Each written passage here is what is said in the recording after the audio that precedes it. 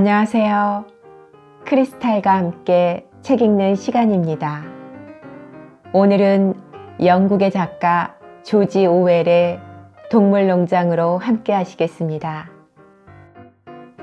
구독, 좋아요, 알림 설정 부탁드립니다.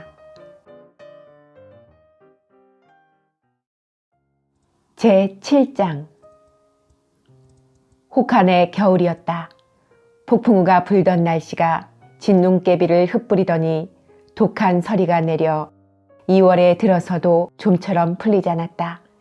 동물들은 외부 세계가 자신들을 관찰하고 있을 뿐 아니라 풍차가 예정된 시일 내에 끝나지 않는다면 질투심에 불탄 인간들이 기뻐 날뛰며 승리감에 도취될 것임을 너무나 잘 알고 있었기 때문에 풍차 재건에 전력을 다했다. 인간들은 아기를 품고서 풍차를 무너뜨린 자가 스노볼이라는 것을 믿으려 들지 않았다. 그들은 벽이 너무 약해서 쓰러졌다고 말했다. 동물들은 이 말이 사실과 다르다는 것을 알고 있었지만 벽 두께를 전처럼 18인치가 아니라 3피트로 두껍게 쌓자고 결정했다. 그것은 그만큼 더 많은 양의 돌을 모아야 한다는 것을 의미했다.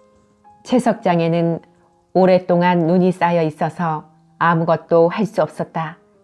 서리가 내린 건조한 날씨에 약간의 작업 진전이 이루어졌다. 하지만 그것은 너무나 가혹한 작업이었고 동물들은 전처럼 이 일에 그다지 희망을 가질 수 없었다.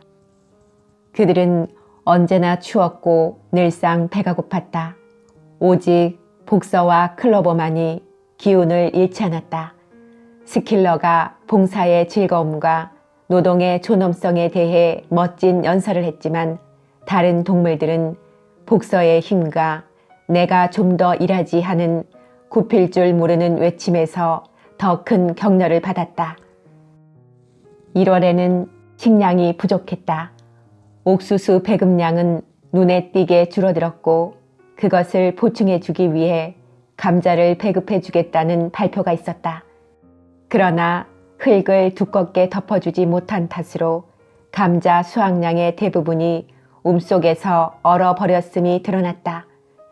감자가 흐물흐물해지고 변색되어 먹을 수 있는 것은 얼마 되지 않았다. 어떤 때는 며칠 동안 동물들이 먹은 것이라곤 왕겨와 근대밖에 없을 때도 있었다. 굶주림이 그들에게 정면으로 덤벼드는 것 같았다. 이런 사실을 외부 세계에 눈치채지 못하게 감추는 것이 절대로 필요해졌다.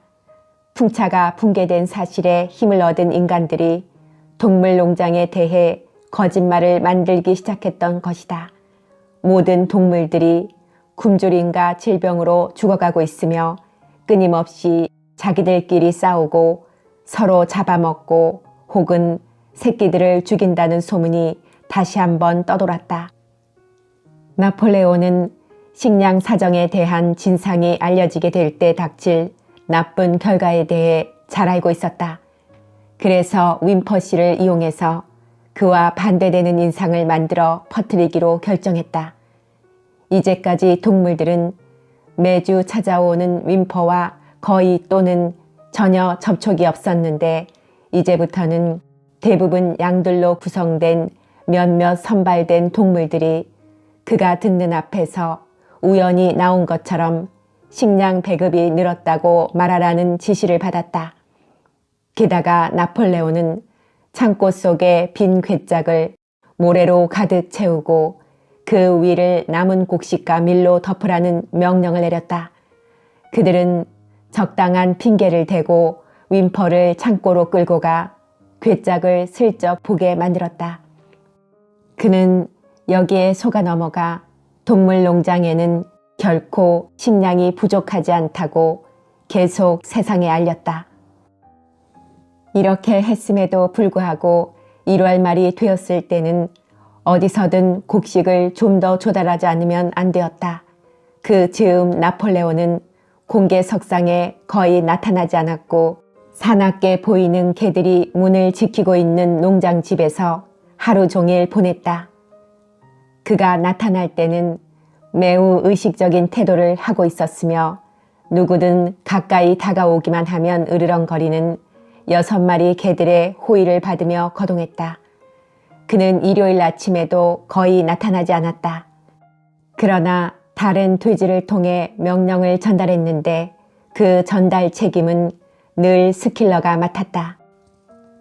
어느 일요일 아침 스킬러는 이제 막 다시 알을 낳기 시작한 암탉들에게 계란을 바쳐야 한다고 명령했다. 나폴레온은 윈퍼를 통해 매주 400개의 계란을 팔겠다는 계약을 맺었던 것이다. 그 계란의 판매 수입으로 여름이 와서 사정이 호전될 때까지 농장을 유지하기에 충분한 곡물과 식량을 사들일 수 있다는 계산이었다. 이 소식을 들은 암탉들은 엄청난 비명을 질러댔다. 그들은 일찍이 이 같은 희생이 필요하리라는 통고를 받기는 했지만 실제로 이런 일이 일어날 것이라는 생각은 꿈에도 하지 못했던 것이다. 그들은 봄에 병아리가 태어날 수 있도록 알을 한 배 품고 있었기 때문에 지금 계란을 가져간다는 것은 사륙행위라고 항의했다. 존스가 추방된 후 처음으로 반란 비슷한 일이 일어났다. 블랙 미노르카종의 어린 암탉 3마리의 지휘 아래 닭들은 나폴레온의 요구를 꺾기 위해서 단호한 의지를 보이기로 했다. 그들이 취한 방법은 석가래로 날아올라가서 거기서 알을 낳고 바닥에 떨어뜨려 깨트리는 것이었다. 그러자 나폴레온은 신속하고도 무자비한 조치를 내렸다. 그는 암탉의 식량 배급을 중지하도록 명령하고 어떤 동물이든 암탉에게 옥수수 한 알이라도 주면 사형에 처하겠노라고 공포했다. 개들은 이 명령들이 잘 지켜지도록 감시했다. 암탉들은 닷새 동안 버티다가 마침내 항복하고 둥우리 상자로 돌아왔다. 그동안 9마리의 암탉이 죽었다. 그들의 시체는 과수원에 매장되었고 사망 원인은 콕시듐증으로 발표되었다. 윈퍼는 이 사건에 대해 아무것도 듣지 못했으며 계란은 채소 마차에 실려 일주일에 한 번씩 꼬박꼬박 넘겨졌다. 이러고 있는 동안에도 스노볼의 흔적은 전혀 나타나지 않았다. 폭스우드나 핀치필드의 어느 한 농장에 숨어 있다는 소문만 돌고 있었다. 이 즈음 나폴레온은 다른 농장들과의 관계를 정가는 약간 다르게 개선시켰다. 동물 농장의 마당에는 10년 전 너도 밤나무 숲을 벌목할 때 쌓아놓았던 제목더미가 있었는데 그 제목은 아주 잘 말라 있었기 때문에 윈퍼가 나폴레온에게 팔라고 권했다. 필킹톤 씨와 프레데릭 씨 둘 다 그것을 사고 싶어 했다. 나폴레온은 둘 중 누구에게 팔지 결정을 내리지 못해 망설이고 있었다. 그가 프레데릭과 계약을 맺을까 생각할 즈음에는 스노볼이 폭스우드에 숨어 있다는 소식이 들려왔고 그의 마음이 필킹톤 쪽으로 기울어지면 이번에는 스노볼이 핀치필드에 있다는 말들을 했다. 이른 봄에 갑자기 놀라운 일이 일어났다. 스노볼이 밤사이에 남몰래 농장을 들락거렸다는 것이었다. 동물들은 너무나 심란해져서 도무지 잠을 이룰 수가 없었다. 그가 밤마다 어둠의 장막을 뚫고 기어들어와 갖가지 못된 짓을 저질렀다는 이야기였다. 그는 옥수수를 훔치고 우유통을 뒤엎었으며 계란을 깨뜨리고 묘목을 짓밟고 과일나무 껍질을 벗겨버렸다는 것이었다. 이제 그들은 무엇이든 일이 여의치 않을 때는 모두 스노볼 탓으로 돌리게 되었다.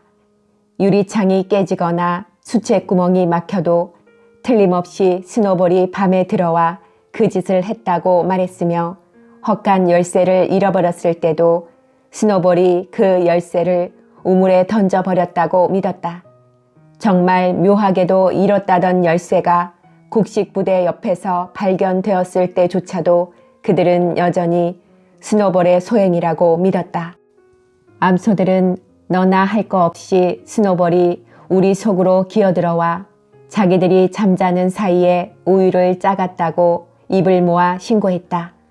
온 겨울 내내 두통거리였던 쥐들마저 스노볼과 결탁하고 있다는 이야기가 나돌았다. 나폴레온은 스노볼의 행동을 철저히 규명하라고 명령했다. 그가 시중 드는 개들을 데리고 나타나 농장 건물들을 돌아다니며 치밀하게 조사하는 동안 다른 동물들은 멀찍이 떨어져 그를 뒤따르고 있었다. 나폴레온은 몇 발자국을 가다 걸음을 멈추고 스노볼의 발자취를 찾아 코를 땅에 대고 킁킁거렸는데 그는 냄새로 확인할 수 있다는 것이었다. 그는 창고, 외양간, 닭장, 채소밭 등 구석구석 냄새를 맡아 곳곳에서 스노볼의 흔적을 발견했다.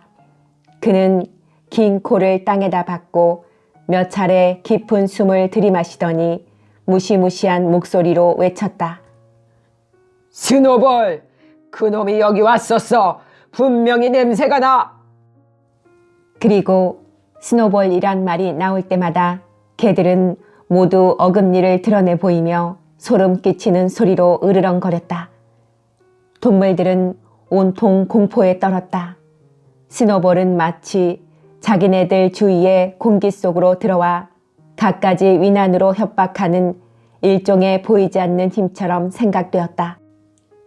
저녁 때 스킬러는 그들 모두를 불러 모아놓고 경악스런 표정을 지으며 모종의 중대한 소식을 보고하겠다고 말했다. 동무들!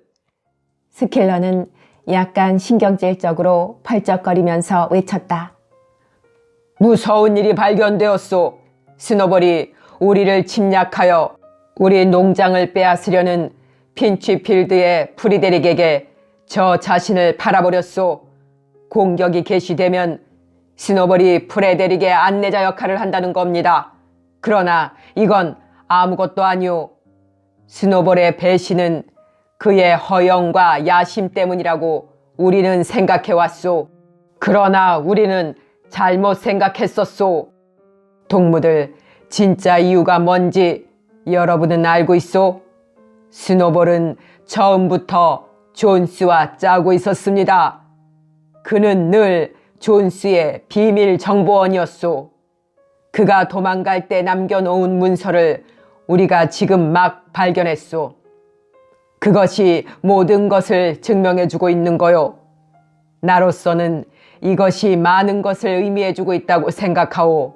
동무들, 그가 소외양간 전투에서 어떻게 우리를 패배시키고 망하게 하려 했는지 다행히 실패했지만 말입니다만 우리 스스로가 보지 않았습니까?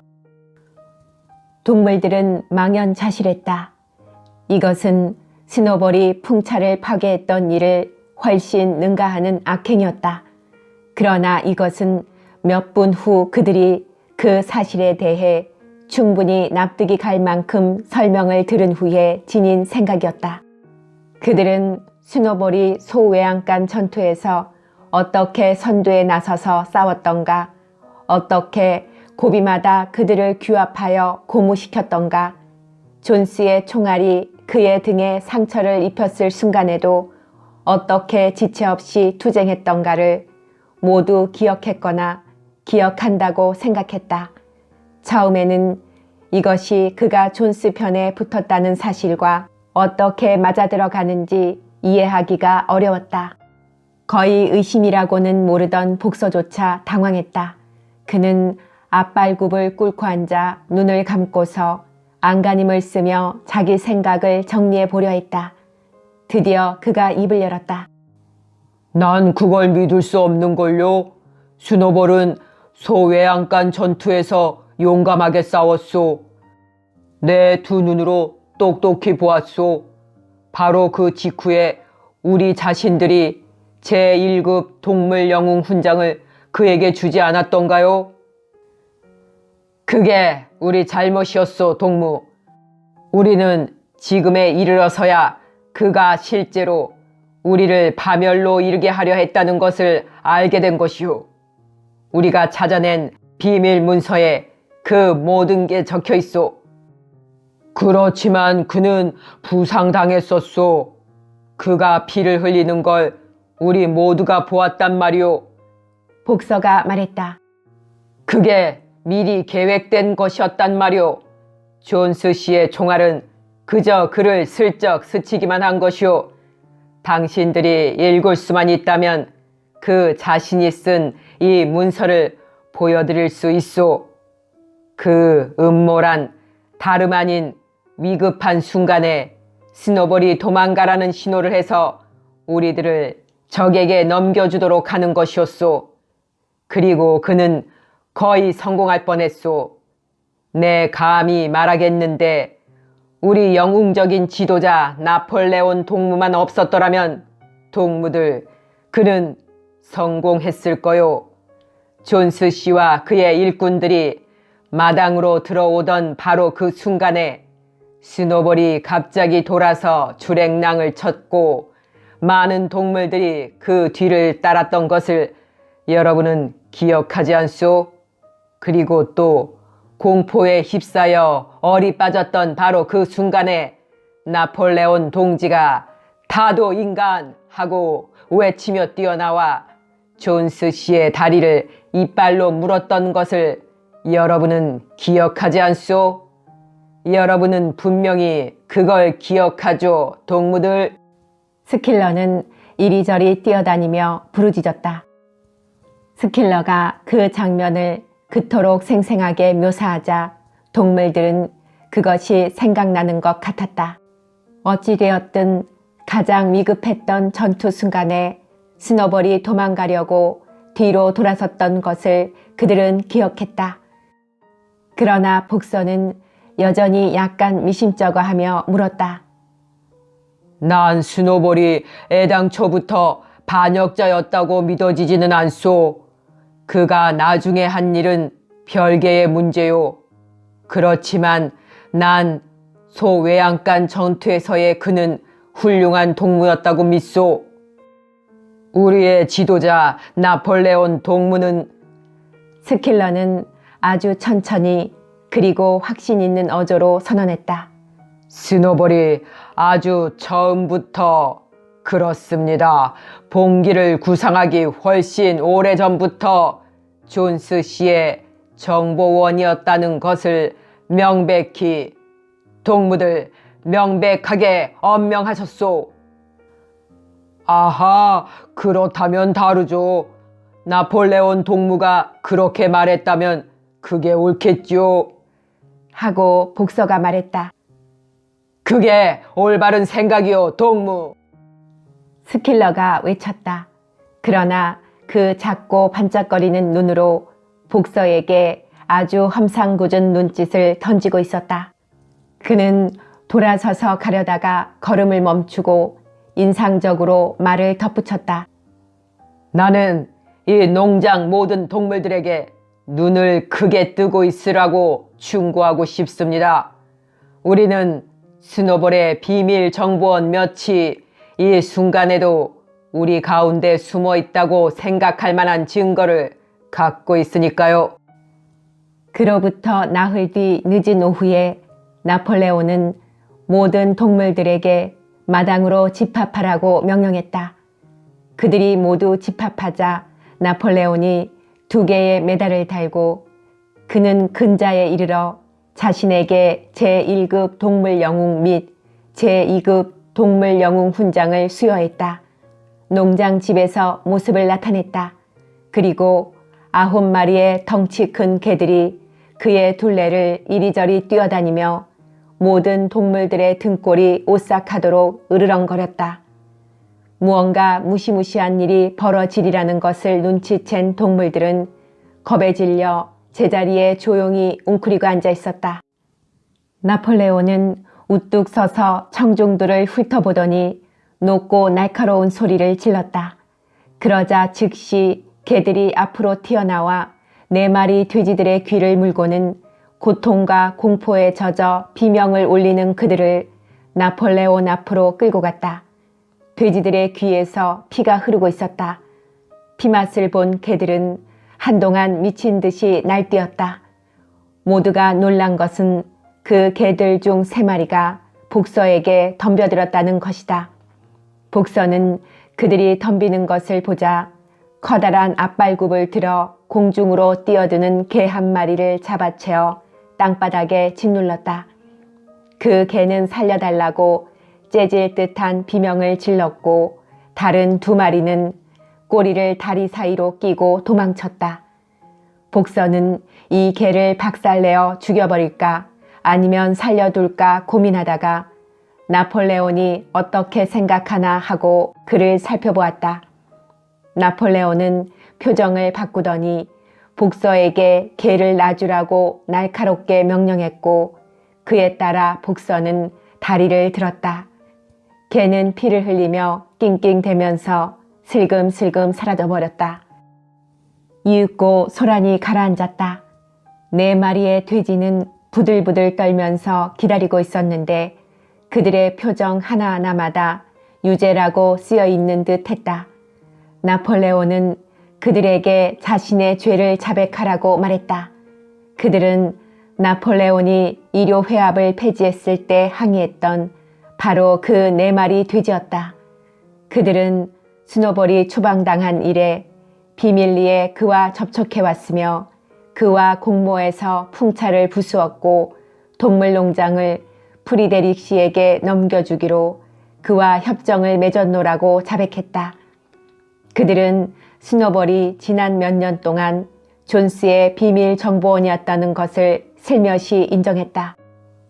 그들이 자백을 마치자 개들이 잽싸게 그들의 목을 물어뜯었고 나폴레온은 무시무시한 목소리로 다른 동물들은 더 털어놓을 것이 없느냐고 다그쳤다. 그러자 계란 문제로 반란을 기도했던 3마리 암탉이 나폴레온 앞으로 나와 스노볼이 꿈에 나타나 나폴레온의 명령에 복종하지 말라고 선동했다고 진술했다. 그들 역시 학살당했다. 그 다음 거위 1마리가 나와 지난해 수확기에 옥수수 6알을 숨겨두었다가 밤에 먹어버렸다고 자백했다. 그 다음 양 1마리가 나와 마시는 우물에 오줌을 누웠다고 스노볼이 이 짓을 선동했다고 그녀는 말했다. 자백했다. 그러자 다른 2마리 양은 나폴레온의 충실한 추종자였던 늙은 염소 1마리를 그가 감기에 걸려 고생할 때 모닥불 주위를 빙빙 돌며 붙잡아 죽여버렸다고 자백했다. 그들은 모두 즉석에서 살해되었다. 그리하여 자백과 처형이 계속되었다. 마침내 나폴레온의 발 앞에는 시체 더미가 쌓였으며 공기는 피비린내에 젖어 묵직했다. 존스 씨가 추방된 이래 맛보지 못했던 피비린내였다. 이 모두가 끝나자 나머지 동물들은 돼지와 개들만 남고 모두 한 덩이가 되어 슬슬 물러갔다. 몸이 떨렸다. 그들은 스노볼과 공모했던 동물들의 반역이 더 충격적인지 방금 그들이 목격한 잔인한 처벌이 더 충격적인지 알지 못했다. 옛날에도 이에 못지않게 무시무시한 유혈 장면들이 이따금 벌어졌지만 그들 모두에게는 자기들 사이에 벌어진 이번 일이 훨씬 더 끔찍하게 여겨졌다. 존스 씨가 농장에서 쫓겨난 이래 오늘날까지 어떤 동물이든 간에 다른 동물의 생명을 빼앗은 적이 없었다. 쥐 1마리도 죽인 적이 없었다. 그들은 반쯤 완성된 풍차가 서 있는 언덕으로 몰려갔다. 온기를 찾아 한데 모이듯 나폴레온이 동물들에게 집합하라고 명령하기 직전에 갑자기 사라진 고양이만 빼고 클로버, 뮤리엘, 벤자민, 암소들, 양들, 그리고 거위와 암탉들 모두가 함께 둘러앉았다. 한동안 아무 말이 없었다. 오직 복서만이 서 있었다. 그는 가만히 있지 못하고 왔다 갔다 하며 기다란 검은 꼬리를 옆구리로 휘두르면서 가끔 놀랍다는 듯 낮은 한숨을 내쉬었다. 마침내 그가 말문을 열었다. 난 이해가 안 가요. 이런 일이 우리 농장에서 벌어질 수 있으리라고는 상상도 못했단 말이오. 우리가 무언가 잘못했겠죠. 내가 생각하기에는 해결책이란 열심히 일하는 것뿐이오. 이제부터 나는 아침에 1시간 일찍 일어나겠소. 그러더니 그는 뚜벅뚜벅 무겁고 빠른 걸음으로 채석장을 향했다. 그곳에 이르러 계속 2차례 분의 돌더미를 모으더니 밤이 되어 물러가기 전에 풍차 있는 쪽으로 끌고 내려왔다. 동물들은 말없이 클로버 주위에 몰려 앉았다. 그들이 앉아있는 언덕에서는 그 마을을 넓게 바라볼 수 있었다. 동물 농장의 대부분이 한 길로 뻗친 기다란 목장이며 건초밭, 덤불, 마시는 우물, 어린 밀들이 초록빛으로 무성하게 자란 밭, 그리고 굴뚝에서 무럭무럭 연기가 오르는 농장 건물의 붉은 지붕들이 한눈에 들어왔다. 맑은 봄날 저녁이었다. 풀과 터진 울타리가 저녁 햇살을 받아 황금빛으로 빛나고 있었다. 이 농장이 동물들에게 그처럼 바람직한 곳으로 보인 적이 없었다. 그리고 그것이 그들 자신의 농장이며 한 뼘의 땅까지 모두가 자기네 소유라는 것을 생각하자 일종의 경이감 비슷한 것이 일었다. 언덕 아래를 내려다보던 클로버 눈에 눈물이 가득 괴었다. 그녀가 자기 생각을 말할 수 있었다면 수년 전 그들이 인간을 전복시키려고 일하기 시작했을 때 목표했던 것은 결코 이런 것이 아니었다고 말했을 것이다. 이 같은 공포와 학살 장면은 메이저 영감이 처음 그들에게 봉기하라고 선동하던 날밤에는 전혀 생각지도 못한 일이었다. 그녀 나름으로 미래의 꿈을 갖고 있었다면 그것은 굶주림과 채찍질로부터 해방되고 모두가 평등하며 각자는 자기 능력에 따라 노동하고 마치 메이저의 연설이 있던 날밤 자기가 앞다리로 오리 새끼들을 감싸 보호해 주었듯이 강자가 약자를 보호해 주는 그런 동물 사회의 모습이었다. 그런데 이와는 반대로 왜 그렇게 됐는지는 모르지만 아무도 자기 속마음을 이야기하지 못하며 사납게 으르렁거리는 개들이 사방으로 휩쓸고 다니고 충격적인 범죄를 자백한 후 조각조각 찢겨 죽는 동무들의 참상을 목격해야 하는 그런 때가 온 것이다. 그녀 마음속에는 반란이라든가 불복종이란 있을 수 없었다. 비록 사태가 이렇게 되었을 망정 존스 시대보다는 지내기가 훨씬 좋아졌으며 다른 무엇보다 인간이 되돌아오는 것을 막을 필요가 있다는 점을 그녀는 실감하고 있었다. 어떤 일이 일어나든 그녀는 여전히 충성스럽게 열심히 일할 것이다. 그리고 자기에게 떨어진 명령을 수행하고 나폴레온의 통치권을 받아들일 것이다. 그렇지만 그녀와 다른 모든 동물들이 소망하며 애써온 것이 결코 이런 것을 위해서는 아니었다. 그들이 풍차를 건설한 것도 존스 씨의 총알과 맞서 싸웠던 것도 진정 이런 것을 위해서가 아니었다. 말로 표현하지는 못했지만 그녀의 생각은 이러했다. 마침내 그녀는 말로 표현할 수 없는 대신 그 감정을 달리 나타내려는 듯 영국의 동물들을 부르기 시작했다. 그녀 주위에 앉아있던 동물들이 그 노래를 따라 불렀다. 그들은 훌륭한 가락으로 그러나 슬픔에 젖어 전에 없이 느릿느릿하게 그 노래를 3차례나 불렀다. 그들이 막 3번째 노래를 끝냈을 때 스킬러가 개 2마리를 데리고 무언가 중요한 말이 있다는 표정으로 그들에게 다가왔다. 그는 나폴레온 동무의 특별 지시에 따라 영국의 동물들이 폐지되었다고 발표했다. 이제부터는 그 노래를 부를 수 없다는 것이었다. 동물들은 깜짝 놀랐다. 왜 그러죠? 뮤리엘이 물었다. 그건 이제 더 필요가 없어요, 동무. 스킬러가 계속해서 말했다. 영국의 동물들은 봉기의 노래입니다. 그러나 봉기는 이제 완성되었소. 오늘 오후에 있었던 반역자 처형이 그 마지막 행동이었소. 외부의 적과 내부의 적은 모두 패배했소. 영국의 동물들에서 우리는 다가올 미래에 이루어질 더 좋은 사회에 대한 동경을 표현했습니다. 그러나 이제는 그 사회가 건설되었으니 이 노래는 더 이상 아무런 목적이 없는 것이오. 비록 그들은 두려웠지만 그중 몇몇 동물들은 도저히 항의하지 않을 수 없는 모양이었다. 그러나 그 순간 양들이 예의 네 다리는 좋고 두 다리는 나쁘다는 합창을 하기 시작했는데 그게 몇 분이나 계속되어 토론을 막아버렸다. 그래서 영국의 동물들은 더 이상 들리지 않게 되었다. 그 대신 시를 쓰는 미니머스가 다른 노래를 작곡했는데 그 서두는 동물농장, 동물농장, 그대 우리가 지켜주리니 로 시작되었다. 이 노래는 매주 일요일 아침 길을 개양한 뒤 재창되었다. 그러나 동물들에게는 그 가사나 곡조가 아무래도 영국의 동물들과는 견줄 수 없는 것으로 느껴졌다.